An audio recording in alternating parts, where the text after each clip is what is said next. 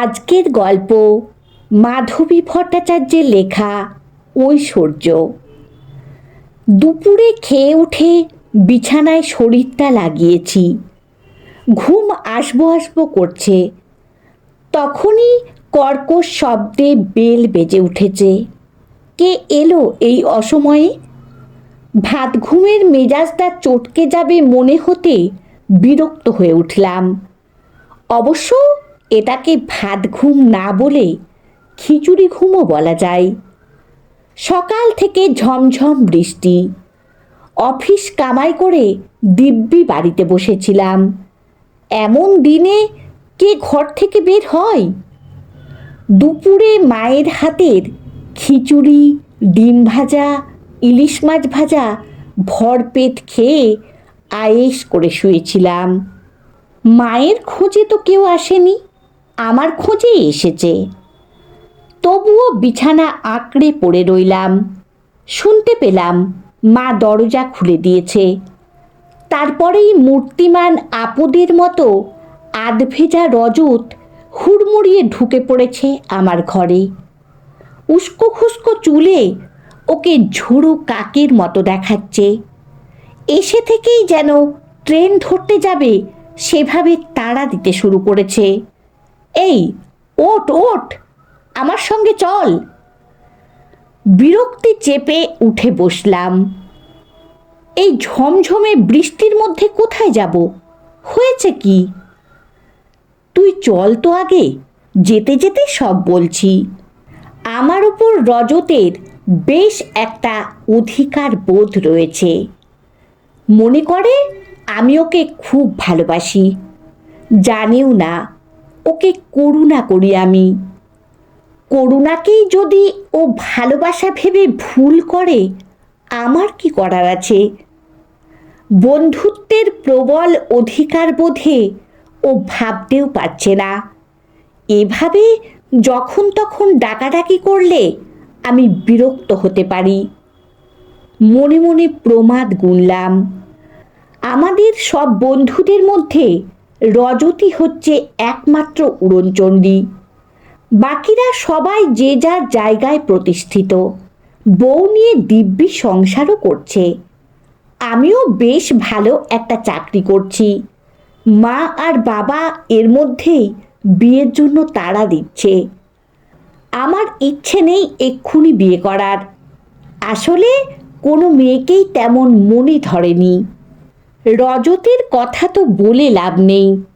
দিন রাত কী সব হিজিবিজি লেখালেখি করে সময় নষ্ট করে। খুচরো খাচরা দু একটা ম্যাগাজিনে নাকি ওর লেখা ছাপাও হয়েছে। ব্যাস এই পর্যন্তই। এর বাইরে লেখক হিসেবে কোনো পরিচিতি ওর নেই। অবশ্য এতে ওর কিছুই যায় আসে না। লিখেই নাকি ওর আনন্দ। কেউ ওকে চিনল কি না চিনল সেটা কোনো ব্যাপার না। বাবার একটা বইয়ের দোকান আছে কলেজ স্ট্রিটে। বাবা মারা গেছেন। সেই দোকানে এখন রজত বসে বটে, তবে ব্যবসা ভালো চলে না। রজতের মনও নেই ব্যবসাতে। লেখালেখির ফাঁকে কয়েকটা ছেলে মেয়েকে বাংলা সাহিত্য পড়ায়। দোকান আর ছাত্র পড়ানো এই দুয়ের আয়েই ওর চলে যাচ্ছে। জীবনে প্রতিষ্ঠিত হওয়ার কোনো ইচ্ছে বা প্রয়োজন বোধহয় ওর নেই। এখন বেরোতে পারবো না রে, শরীরটা কেমন ম্যাজ ম্যাজ করছে। উজবুকটাকে কোনো এক অজুহাতে কাটাতে হবে। বোকাটা উপেক্ষাও বোঝে না। দাঁত বের করে বলল, তুই না গেলে হবে না ভাই, আজ আমার বিয়ে। এবারে চমকালাম। জানতাম ওর একটা প্রেমিকা রয়েছে। অনামিকা নামের মেয়েটিকে আমি আগে কখনো দেখিনি। রজতের প্রেমিকাকে দেখার কোনো আগ্রহ আমার ছিল না। এই মুহূর্তে বিয়ে করবি তুই? মানে কি করে? সে গেলেই দেখতে পাবি। তোকে সাক্ষী থাকতে হবে। তুই ছাড়া আর কে আমার ডাকে সাড়া দিত বল? অনিচ্ছা নিয়েও তৈরি হলাম। রজত ছাড়বে বলে মনে হচ্ছে না। একটু একটু কৌতূহলও হচ্ছে আসলে। বৃষ্টির জন্য গাড়িটা বের করলাম, আরামে যাওয়া যাবে। যেতে যেতে শুনলাম অনামিকা নাকি পালিয়ে এসেছে বাড়ি ছেড়ে। ওর বিয়ে ঠিক করে ফেলেছিল। সেরকম অঘটন ঘটার আগেই ও রজতের বউ হয়ে যেতে চায়। এক মন্দিরে অনামিকাকে সিঁদুর পরিয়ে স্ত্রীর স্বীকৃতি দিতে চাইছে রজত। সাক্ষী হিসেবে উপস্থিত থাকব আমি আর অনামিকার এক বান্ধবী। বিয়ে যে করছিস, সংসার করবি তো এবার মন দিয়ে? ব্যঙ্গের স্বরে বললাম। কি করি বলতো, এমন এক পাগলির পাল্লায় পড়েছি। কতবার বোঝালাম বাবার পছন্দ করা ছেলেকেই বিয়েটা করে ফেলো, ভালো থাকবে। মিছিমিছি আমার সঙ্গে জীবনটা জড়িও না।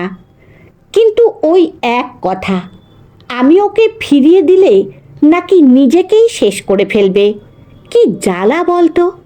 যতই নিরুপায় ভাবভঙ্গি করুক, রজতের মুখ দেখেই বোঝা যাচ্ছে এক আনন্দের বিস্ফোরণ ঘটে গিয়েছে ওর মধ্যে। এমন ভালোবাসা পেলে কার না আনন্দ হয়। কালী মন্দিরটার সামনে পৌঁছে গেলাম শেষ পর্যন্ত। ততক্ষণে বৃষ্টিটাও ধরে এসেছে। গাড়ি থেকে নামতেই একটা মেয়ে দৌড়ে এলো। এত দেরি করলে রজতদা? অনামিকা খুব টেনশন করছিল। আমার এই বন্ধুটার বাড়ি একটু দূরে তো, তাই দেরি হয়ে গেল। মেয়েটা এক পলক তাকালো আমার দিকে, তারপরেই তাড়াহুড়ো করে মন্দিরের ভেতরে ঢুকলো। পেছন পেছন আমরাও। মন্দিরের ভেতরে শাড়ি পরা যে মেয়েটা দাঁড়িয়ে আছে, সেই কি অনামিকা? রজত কাছে যেতে মেয়েটা মুখ ফিরিয়ে তাকালো, চোখে মুখে বিরক্তির ছাপ। মেয়েটাকে দেখে আমি স্তব্ধ হয়ে গেলাম। রজতের প্রেমিকা হিসেবে এক শ্যামলা রোগা সাধারণ মেয়েকে কল্পনা করেছিলাম, কিন্তু এই মেয়ে তো সেরকম নয়। বাদল দিনের বিষণ্ণ আলোয় চারপাশ মলিন হয়ে আছে। মলিন দিনের সমস্ত বিষণ্ণতা কাটিয়ে মন্দিরের ভেতরটা ঝকমক করছে মেয়েটার উপস্থিতিতে। বুদ্ধিদীপ্ত ব্যক্তিত্বময়ী চেহারা। এই মেয়ে তো মোটেই সাধারণ নয়। এরকম একটা মেয়ে রজতের প্রেমে পড়ল কি করে? সূক্ষ্ম ঈর্ষার অনুভূতি চালিয়ে যাচ্ছিল আমার মনে। মনটা তেতো হয়ে যাচ্ছিল। রজতের সৌভাগ্য হজম হচ্ছিল না। বারবার মনে হচ্ছিল এটা ঠিক হলো না। রজত এই মেয়েটার যোগ্য নয়। আজকাল আমি প্রায়ই রজতের বাড়িতে যাই সময় পেলেই, অবশ্যই অনামিকার আকর্ষণে, যদিও সেটা কাউকে বুঝতে দিই না। রজত নিয়ম করে দোকানটাতে বসে। অনামিকাও স্কুলে পড়ানোর কাজ জুটিয়ে ফেলেছে একটা। মেয়েটাকে যত দেখি তত অবাক হই। কি মনের জোর! নিজের পছন্দের ছেলেকে বিয়ে করেছে, বলতে গেলে একার চেষ্টায়। নিজের মা বাবাকেও বাধ্য করেছে রজতকে মেনে নিতে। এমন মেয়ে রজতেরই কপালে ছিল। রজতকে আর করুণার পাত্র মনে হয় না। মনে হয় এখন ওকে হিংসা করি। অনামিকা আর রজতকে একসাথে দেখলেই কেমন একটা কষ্ট হয়। অনামিকাকে ছিনিয়ে নিয়ে আসতে ইচ্ছে করে। আমি কি অনামিকার প্রেমে পড়েছি? হয়তো তাই। সুযোগ পেলেই অনামিকার সামনে রজতকে ঘুরিয়ে অপমান করি। লক্ষ্য করেছি অনামিকা গম্ভীর হয়ে থাকে। রজতের অপমান বোধহয় পছন্দ নয় ওর। এই তো সেদিনই কায়দা করে রজতকে বলেছিলাম, ওইসব ছাইপাঁশ লেখা বন্ধ কর, টাকা রোজগারে মন দে।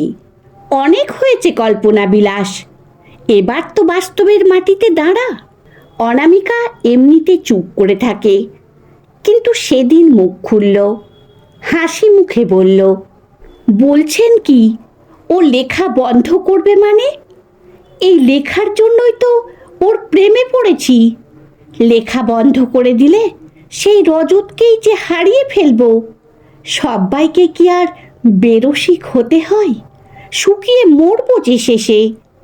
লিখুকো, আমি তো আছিই পাশে, ভাবনা কি? ঘুরিয়ে আমাকেই বেরসিক বলা হলো, বুঝলাম। অপমানটা কষ্টে হজম করে কৃত্রিম হাসি ফোটালাম মুখে। তা ঠিক, তুমি থাকতে রজতের আর ভাবনা কি? অনামিকা গম্ভীর হয়ে রইল, আর আমার বুকের ভেতরটা জ্বলে যেতে লাগলো। এই মেয়েটার মধ্যে কি আছে হাত বাড়িয়েও যার নাগাল পাওয়া যায় না? এক রবিবারে সকাল সকাল রজত এসে হাজির। আমার সঙ্গে চল, কাল অনামিকার জন্মদিন, ওকে কিছু গিফট করতে চাইছি। ও জানতে পারলে কিছুতেই কিনতে দেবে না, তাই লুকিয়ে এসেছি। তুই চল, হেল্প করবি আমায়। বেরিয়ে পড়লাম রজতের সাথে। এ দোকান সে দোকান ঘুরে ঘুরে একটা শাড়ি, সস্তার পাথর বসানো এক সেট গয়না কিনল সে। মনে মনে হাসলাম, কি উপহার দিচ্ছে বউকে। অবশ্য ওর ক্ষমতায় নেই।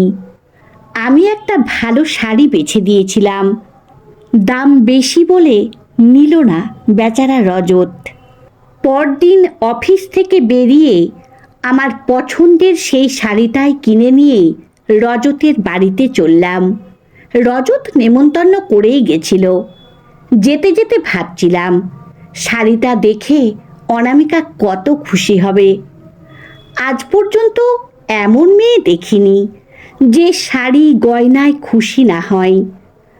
রজতের উপহারের সাথে আমার উপহার মিলিয়ে দেখলেই অনামিকা বুঝতে পারবে রজতকে বিয়ে করে কত বড় ভুল করেছে। আমাকে দেখে হৈ হৈ করে উঠল রজত। দেখলাম অনামিকার সেই বান্ধবীটিও এসেছে। রজতের দেওয়া সেই শাড়ি আর গয়না পরে হাসি মুখে হাঁটাহাঁটি করছে অনামিকা। বুকটা জ্বালা করে উঠল। শাড়ির প্যাকেটটা বাড়িয়ে ধরলাম ওর দিকে। আরে, এইসব কেন আবার? প্যাকেটটা নিল অনামিকা। অবাক হয়ে দেখলাম শাড়িটা একবার খুলে দেখল না পর্যন্ত। ব্যস্ত হয়ে বললাম, খুলে দেখো পছন্দ হয় কি না। শাড়িটা বের করতেই রজত বলে উঠল, আরে, এটা তো সেই শাড়িটা তুই পছন্দ করে দিয়েছিলি, টাকায় কুলোয়নি বলে কিনতে পারিনি। তুই এটাই কিনে এনেছিস? আচ্ছা পাগল তো। রজতের মুখে প্রশ্রয়ের হাসি, কিন্তু অনামিকা চমকে উঠল। স্পষ্ট দেখতে পেলাম। তারপরেই কেমন গম্ভীর হয়ে শাড়িটা অবহেলায় রেখে দিল এক পাশে, আর ছুঁয়েও দেখল না। খুব অপমানিত মনে হচ্ছিল নিজেকে। যদিও কোনো কারণ নেই, অনামিকা আমার সাথে ভালো ব্যবহারই করেছে। খাওয়া দাওয়া শেষ করার পর অনামিকার বান্ধবীকে ট্যাক্সিতে তুলে দিতে গেল রজত। আমি বসেছিলাম তখনও। আপনি বাড়ি যাবেন না? অনেক রাত হলো তো, অনামিকা বলল। কি যে হলো বলে ফেললাম। আমাকে তাড়াতে চাইছ? অনামিকা গম্ভীর হয়ে গেল। আপনার বন্ধুর বাড়ি থেকে আপনাকে তাড়াবো সাধ্য কি আমার? বসুন যতক্ষণ খুশি। তবে একটা কথা এবার না বললেই নয়। মেয়েরা অনেক কিছু বুঝতে পারে জানেন তো। আমি বুঝেছিলাম আপনি কেন বারবার এখানে ছুটে ছুটে আসেন। আপনার বন্ধু তো কিছুই বোঝে না, বড্ড বেশি ভালো মানুষ। আপনি কেন বারবার আমাদের মাঝে ঢুকে পড়তে চান বলুন তো? কেন আজ এই শাড়িটা নিয়ে এসেছেন?